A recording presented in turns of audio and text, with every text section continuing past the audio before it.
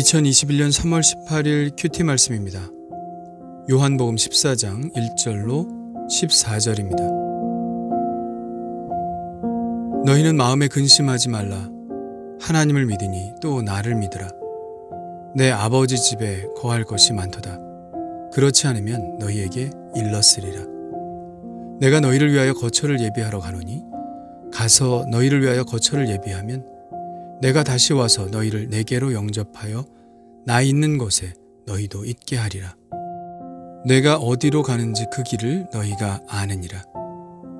도마가 이르되 주여 주께서 어디로 가시는지 우리가 알지 못하거늘 그 길을 어찌 알겠사옵나이까. 예수께서 이르시되 내가 곧 길이요 진리요 생명이니 나로 말미암지 않고는 아버지께로 올 자가 없느니라. 너희가 나를 알았더라면 내 아버지도 알았으리로다. 이제부터는 너희가 그를 알았고 또 보았느니라. 빌립이 이르되 주여 아버지를 우리에게 보여주옵소서. 그리하면 족하겠나이다. 예수께서 이르시되 빌립아 내가 이렇게 오래 너희와 함께 있으되 내가 나를 알지 못하느냐? 나를 본 자는 아버지를 보았거늘 어찌하여 아버지를 보이라 하느냐? 내가 아버지 안에 거하고 아버지는 내 안에 계신 것을 내가 믿지 아니하느냐? 내가 너희에게 이르는 말은 스스로 하는 것이 아니라 아버지께서 내 안에 계셔서 그의 일을 하시는 것이라. 내가 아버지 안에 거하고 아버지께서 내 안에 계심을 믿으라. 그렇지 못하겠거든 행하는 그 일로 말미암아 나를 믿으라. 내가 진실로 너희에게 이르노니 나를 믿는 자는 내가 하는 일을 그도 할 것이요 또한 그보다 더 큰 일도 하리니 이는 내가 아버지께로 감이라. 너희가 내 이름으로 무엇을 구하든지 내가 시행하리니 이는 아버지로 하여금 아들로 말미암아 영광을 받으시게 하려 함이라. 내 이름으로 무엇이든지 내게 구하면 내가 행하리라. 아멘. 제자들의 근심은 아마도 33절의 말씀 때문일 겁니다. 작은 자들아 내가 아직 잠시 너희와 함께 있겠노라. 너희가 나를 찾을 것이나 일찍이 내가 유대인들에게 너희는 내가 가는 곳에 올 수 없다고 말한 것과 같이 지금 너희에게도 이르노라. 예수님은 제자들이 찾지 못하는 곳으로 가시겠다고 말씀하고 계시죠. 이 말씀은 이미 유대인들에게 몇 번 하셨던 말씀입니다. 7장에서 이렇게 말씀하셨죠. 내가 너희와 함께 조금 더 있다가 나를 보내신 이에게로 돌아가겠노라. 너희가 나를 찾아도 만나지 못할 터이요 나 있는 곳에 오지도 못하리라. 그러자 그들은 이 말이 무슨 말이냐? 헬라인을 가르칠 것인가? 이렇게 반응하죠. 8장에서도 한 번 더 말씀하시는데요. 내가 가리니 너희가 나를 찾다가 너희 죄 가운데서 죽겠고 내가 가는 곳에는 너희가 오지 못하리라. 그러자 유대인들은 이번에는 그가 자결하려는가? 이런 반응을 보였습니다. 예수님이 유대인들에게 이 말씀을 하실 때 제자들은 어떤 생각을 했을까요? 별 생각이 없었던 것 같습니다. 무슨 비유를 하시나 보다 하고 생각했겠죠. 그러나 이번에는 좀 다릅니다. 제자들만 있을 때 이 말씀을 하셨으니 제자들은 다른 때보다도 이 말씀을 주의 깊게 들었을 것이고 좀 더 심각하게 생각했을 것입니다. 그래서 베드로가 주여 어디로 가시나이까 하고 처음으로 반응을 보인 것 아니겠습니까? 예수님은 베드로에게 좀 더 알쏭달쏭한 말씀을 하시죠. 내가 가는 곳에 내가 지금은 따라올 수 없으나 후에는 따라오리라. 제자들도 따라올 수 없는 곳으로 가시겠다는 예수님의 말씀에 제자들은 근심하지 않을 수 없었겠죠. 예수님이 자신들의 곁을 떠나실지도 모른다는 불안은 그들을 근심하게 했고 이 근심은 예수님에 대한 믿음을 위협할 수 있는 것이었습니다. 이미 한 제자는 예수님께 대한 믿음을 철회하고 자신의 길을 갔죠. 이 의심과 불안이 다른 제자들의 없으란 법이 없습니다. 그래서 예수님은 그들의 근심과 불안을 잠재우며 이렇게 말씀하십니다. 너희는 마음에 근심하지 말라. 하나님을 믿으니 또 나를 믿으라. 그러고 나서 예수님이 가시는 곳과 가시는 목적, 그리고 다시 오실 것에 대한 약속을 해 주십니다. 내 아버지 집에 거할 것이 많도다. 그렇지 않으면 너에게 일렀으리라. 내가 너희를 위하여 거처를 예비하러 가노니 가서 너희를 위하여 거처를 예비하면 내가 다시 와서 너희를 내게로 영접하여 나 있는 곳에 너희도 있게 하리라. 예수님이 가시는 목적지는 아버지의 집입니다. 그리고 가시는 목적은 믿는 자들을 아버지와 함께 종말론적인 교제 가운데로 초청하기 위해서죠. 거처를 예비하신다는 것은 하나님의 나라에 무슨 집을 짓기 위해서 가는 것이 아닙니다. 예수님은 그곳에서 구원을 위해 일하실 것입니다. 하나님 보좌 우편에서 세상 모든 사람들이 구원을 얻도록 지상의 교회와 함께 사역하실 것입니다. 예수님이 거처를 예비하신다는 말씀은 하나님과 교제할 사람들을 모으신다는 말씀입니다. 구원받을 사람을 늘려 가신다는 말씀이죠. 그리고 마지막 날 다시 오셔서 최종적인 하나님의 나라로 우리를 초청하실 것입니다. 바울은 이 일이 일어날 것에 대해 이렇게 말씀하고 계시죠. 주께서 호령과 천사장의 소리와 하나님의 나팔 소리로 친히 하늘로부터 강림하시리니 그리스도 안에서 죽은 자들이 먼저 일어나고 그 후에 우리 살아남은 자들도 그들과 함께 구름 속으로 끌어올려 공중에서 주를 영접하게 하시리니 그리하여 우리가 항상 주와 함께 있으리라. 예수님은 또 이렇게 말씀하십니다. 내가 어디로 가는지 그 길을 너희가 아느니라. 어디로 가는지는 목적지를 말한다면 그 길은 방법을 말합니다. 그 목적지에 도달하는 방법이죠. 그 길을 제자들이 알 것이라고 말씀합니다. 그런데 과연 제자들이 그 길을 알까요? 아마도 모르는 것 같습니다. 도마는 이렇게 묻죠. 주여, 주께서 어디로 가시는지 우리가 알지 못하거늘 그 길을 어찌 알겠사옵나이까? 솔직한 답변이죠. 그러자 예수님은 우리에게 매우 잘 알려진 이 말씀을 하시는데요. 예수께서 이르시되 내가 곧 길이요 진리요 생명이니 나로 말미암지 않고는 아버지께로 올 자가 없느니라.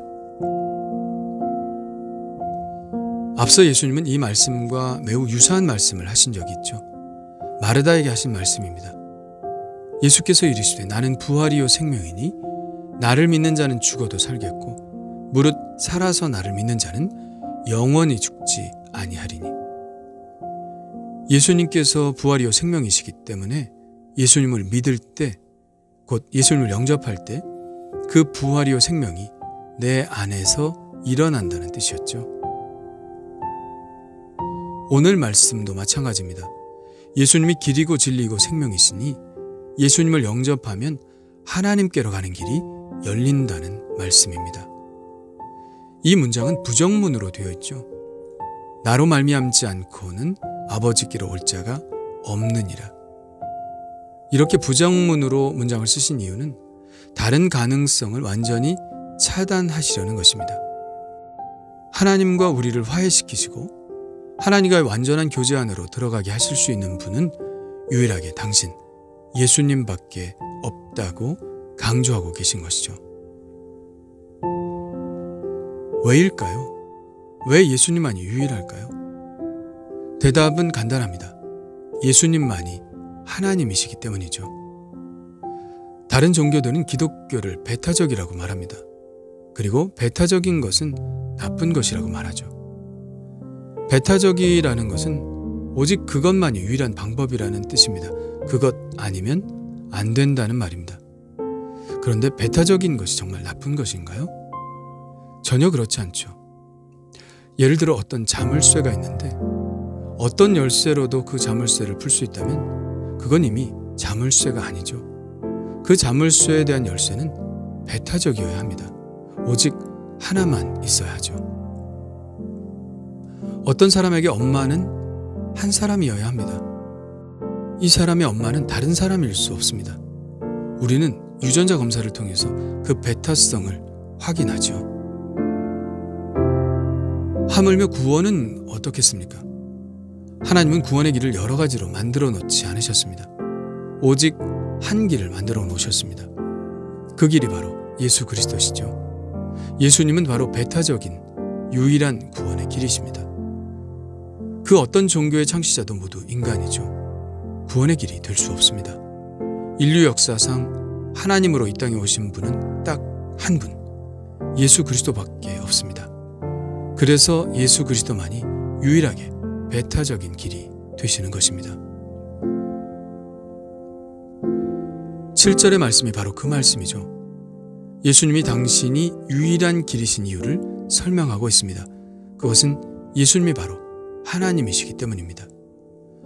너희가 나를 알았더라면 내 아버지도 알았으리로다. 이제부터는 너희가 그를 알았고 또 보았느니라. 예수님을 알고 보는 것이 바로 하나님 아버지를 알고 보는 것이라는 말씀입니다. 이것은 너무나 분명한 하나님 선언인 것이죠. 이 말씀을 듣더니 빌립이 질문합니다. 주여, 아버지를 우리에게 보여주옵소서. 그리하면 족하겠나이다. 빌립은 여전히 예수님의 말씀을 이해하지 못하고 있죠. 그래서 예수님은 한 걸음 더 나아가십니다. 빌립아, 내가 이렇게 오래 너희와 함께 있으되 내가 나를 알지 못하느냐? 나를 본 자는 아버지를 보았거늘 어찌하여 아버지를 보이라 하느냐? 글쎄요, 그래도 여전히 알아들은 것 같지 않습니다. 그러나 괜찮습니다. 그들은 예수님의 십자가와 부활 사건, 그리고 성령 강림을 통하여 곧 예수님이 어떤 분이신지를 알게 될 테니까요. 예수님은 제자들이 예수님을 하나님으로 알아보든 알아보지 못하든 앞으로 되어질 일에 대해 계속 말씀을 이어가십니다. 내가 진실로 진실로 너희에게 이르노니 나를 믿는 자는 내가 하는 일을 그도 할 것이요 또한 그보다 더 큰 일도 하리니 이는 내가 아버지께로 감이라.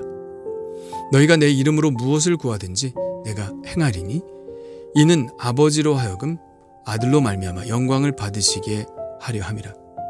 내 이름으로 무엇이든지 내게 구하면 내가 행하리라. 예수님이 떠나가셔도 제자들은 전혀 불안해할 필요가 없습니다. 예수님이 아버지께 감으로 제자들은 더 큰 능력을 부여받을 것이기 때문입니다. 그 능력을 이끌어내는 것이 바로 기도죠. 예수님은 지금 이렇게 말씀하고 계신 것입니다. 내가 떠나가도 괜찮다. 너희에게는 기도라는 무기가 있으니까.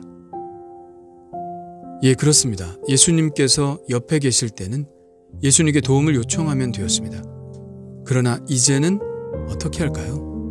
이제는 예수님의 이름으로 기도하면 그 기도가 하나님께 올라가고 하나님 아버지께서는 예수님의 이름의 영광을 위하여 우리에게 응답해 주십니다. 내 이름으로 무엇이든지 내게 구하면. 그래서 우리는 기도 끝에 늘 예수님의 이름으로 기도합니다 라고 붙이는 것이죠. 이것은 너무나 당연한 것입니다. 하나님이 우리를 구원하실 이유가 무엇이 있습니까? 아무것도 없습니다. 우리는 죄인에 불과하기 때문이죠. 단지 하나님의 아들 예수 그리스도께서 우리를 위해서 죽으셨기 때문에 우리를 받아주신 것입니다. 오직 예수님의 이름 때문이죠. 그렇다면 마찬가지로 하나님이 우리의 기도를 들어주셔야 할 이유가 무엇입니까? 우리가 하나님 앞에 어떤 좋은 일을 했나요? 아무것도 없습니다. 그러므로 우리의 기도를 들어주실 이유가 전혀 없죠. 있다면 한 가지, 오직 예수님의 이름 때문입니다.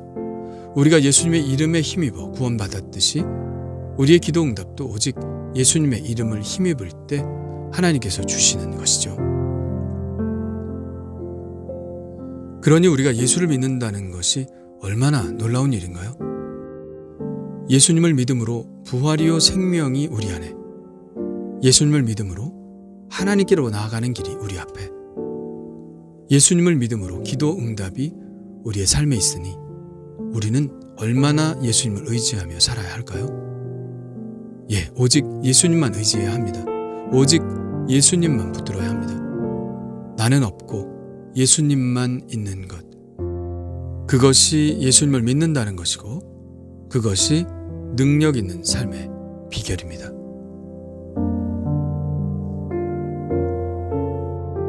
주님 감사합니다. 예수님이 하나님이심을 믿게 하시고 영접하여 구원받게 하시니 감사합니다. 예수님만이 하나님께로 가는 유일한 길임을 믿고 그 길 위에 서게 하심을 감사합니다. 예수님보다 더 큰 일을 할 수 있다고 말씀하신 이 말씀이 저의 삶에 이루어지기를 원합니다. 그저 제 안에 계신 예수님께 순종하게 하시고 예수님의 이름으로 구하는 삶을 살게 하여 주옵소서. 그래서 예수님으로 인하여 많은 열매를 맺게 하여 주옵소서. 예수님의 이름으로 기도합니다.